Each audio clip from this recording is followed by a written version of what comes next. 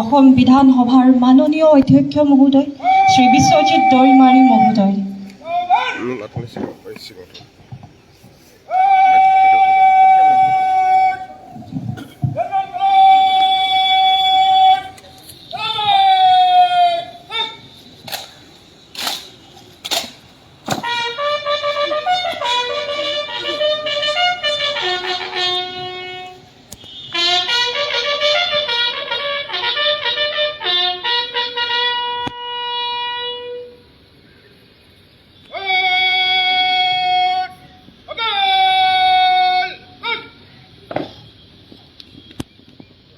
এতিয়া সন্মানীয় অধ্যক্ষ মহোদয়ে ৰাষ্ট্ৰীয় পতাকা উত্তোলন কৰিব।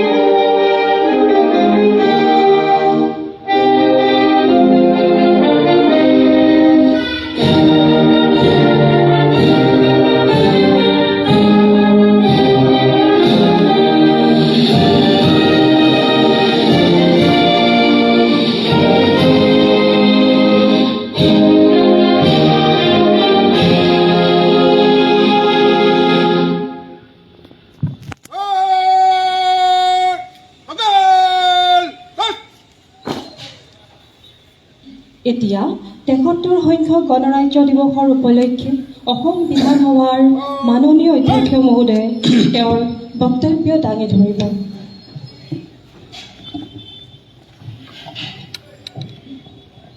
ফুংগাহান আৰু খুলুমবাই শুভ প্ৰভাত আৰু নমস্কাৰ।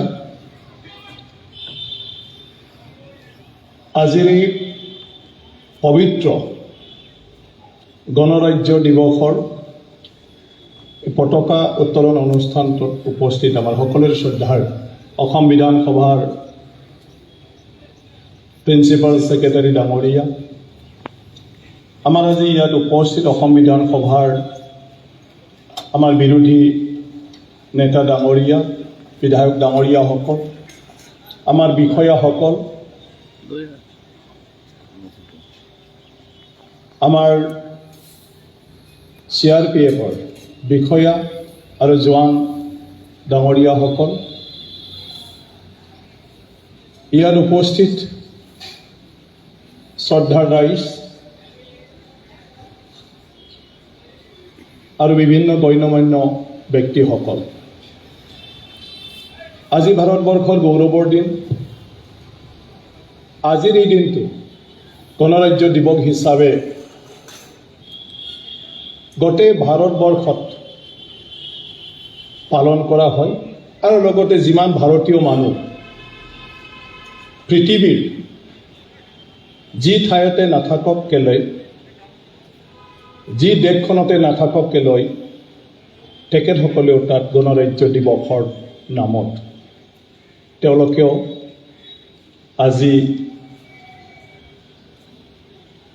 বিভিন্ন ধৰণৰ অনুষ্ঠান লৈ ফালে পালন কৰিছে। আমি সকলোৱে জানো যে এটা সময়ত ভাৰতবৰ্ষ ব্ৰিটিছৰ তলত আছিলে। এদিন নহয়, দুদিন নহয়, 100 নহয়, 1000 দিন নহয়, বছৰ আৰু সিটোও 100 বছৰ আমি ব্ৰিটিছৰ অধীনত আছিলোঁ। আমাৰ নিজৰ ইচ্ছা অনুযায়ী আমি একো কৰিব পৰা নাছিলোঁ। ব্ৰিটিছৰ তেওঁলোকৰ যিবোৰ বান্ধি লোৱা নিয়ম, সেই নিয়ম অনুযায়ী গোটেই ভাৰতীয়সকলে চলিবলগীয়া হৈছিল। আমাৰ পূৰ্বপুৰুষসকলে ইয়াৰ বিৰুদ্ধে যুঁজ দি আহিছিল। ভাৰতবৰ্ষৰ বিভিন্ন ঠাই বিশেষে ব্ৰিটিছৰ তেওঁলোকৰ যিবোৰ শাসন ব্যৱস্থা, এই শাসন ব্যৱস্থাৰ ওপৰত বিদ্ৰোহ কৰা হৈছিলে, আন্দোলন কৰা হৈছিলে। অসমতো পিছ পৰি থকা নাছিল, অসমতো ব্ৰিটিছ আহিছিলে আৰু অসমতো বহুতে ব্ৰিটিছৰ লগত যুঁজি শ্বহীদ হ'বলগীয়া হৈছিলে। কুশল কোঁৱৰ ডাঙৰীয়া, কনকলতা ডাঙৰীয়ানী, শম্ভুধন ফংলোচা, মণিৰাম কছাৰী